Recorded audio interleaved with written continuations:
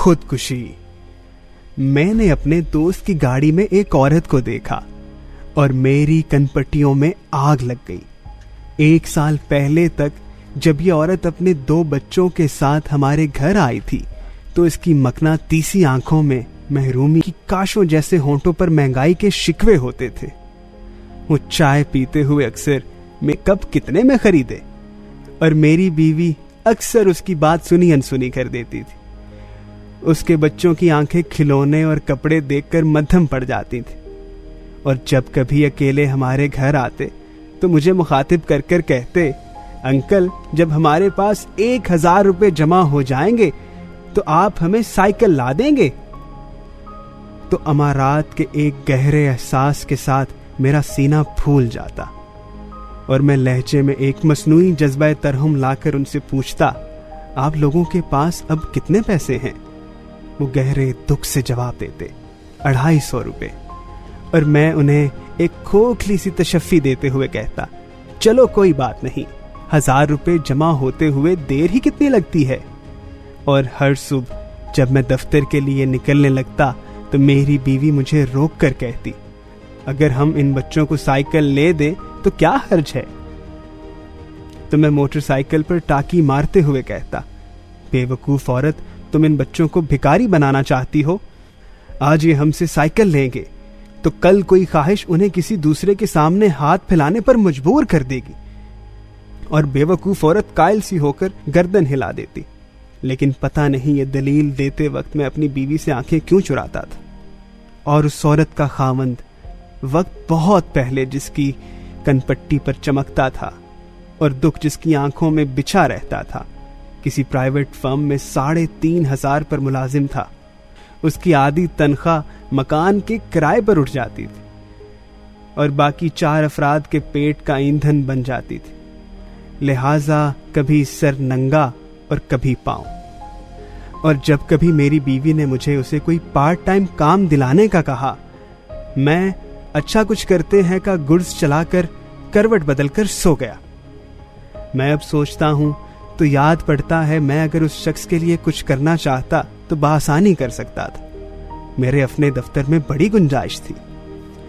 میرا ایک وزیر دوست میرے اشارے کا منتظر تھا، ایک ملٹی نیشنل کمپنی کا کنٹری مینیجر میرا جاننے والا تھا، اور اگر میں چاہتا تو اپنے پاس روزانہ آنے والے لوگوں میں سے بھی کسی کو کہہ سکتا تھا، لیکن میں نے کچھ نہیں کیا۔ پتہ نہیں کیوں نہیں کیا۔ میری بیوی نے مجھے ان بچوں کو کسی اچھے سرکاری اسکول میں داخل کرانے کے لیے بھی تو کہا تھا، لیکن سیکرٹری تعلیم اور ڈائریکٹر اسکول سے روز ملاقات کے باوجود میں نے ذہانت سے لبریز ان بچوں کے لیے پھوٹے منہ سے سفارش کا ایک لفظ نہیں کہا، یہ جانتے ہوئے بھی کہ میرے ایک فکرے سے ان بچوں کا مقدر بدل سکتا ہے۔ روز جب دفتر سے واپسی پر میری بیوی مجھے دروازے پر روک کر پوچھتی، ان بچوں کے لیے کچھ ہوا؟ تو میں بڑے آرام سے کندھے اچکا کر کہتا، سیکرٹری کوئٹہ سے ہی واپس نہیں آیا۔ اور میری بیوی کی آنکھوں میں شک کی بجلیاں ادھر سے ادھر اور ادھر سے ادھر دوڑنے لگتی، اور میں خود کو سچا ثابت کرنے کے لیے معمولی باتوں پر تلخ ہو جاتا، اور وہ بے وقوف عورت پرائے بچوں کو بھول کر میری ناز برداری میں لگ جاتی، اور میں نہایت مکاری سے دیواروں کو آنکھیں مارتا رہتا۔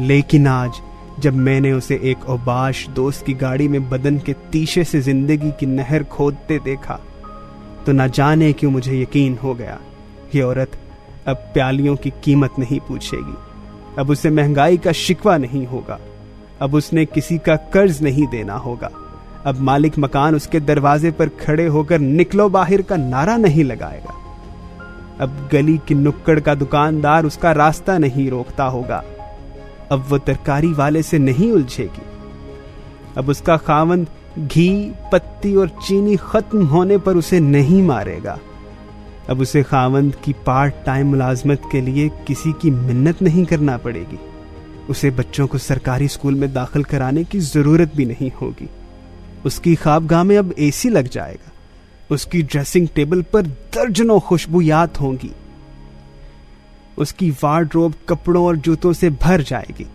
اب اس کے پاس نت نئے زیورات ہوں گے، اور ہاں، अब उसका खामन साइकिल पर दफ्तर नहीं जाएगा। अब लोग उसे ओए की बजाय मलक साहिब, सरदार साहिब या शेख साहिब पुकारेंगे। ये लोग अब किसी अच्छी जगह घर लेंगे, उनके पोर्च में गाड़ी खड़ी हो जाएगी, घर में मुलाजिम रख लेंगे।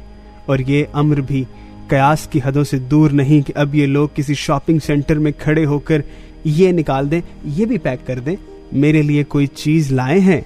नहीं, ये स्टाइल तो बहुत पुराना है, ये रंग अच्छा है, दे दे। कितना बिल बना?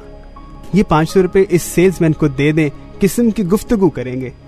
और ये भी हो सकता है अब ये औरत दरबारों पर हाजिरी दे, फकीरों में 100-200 रुपए तकसीम करके दराजी उम्र और वुसअत रिज़्क की दुआ कराए, मस्जिद को बाकायदगी से चंदा दे, फलाही इदारों की खिदमत करे, गरीबों और मस्कीनों की मदद करे। फिर मैंने सोचा, क्या उसके पास इसके अलावा भी कोई रास्ता था?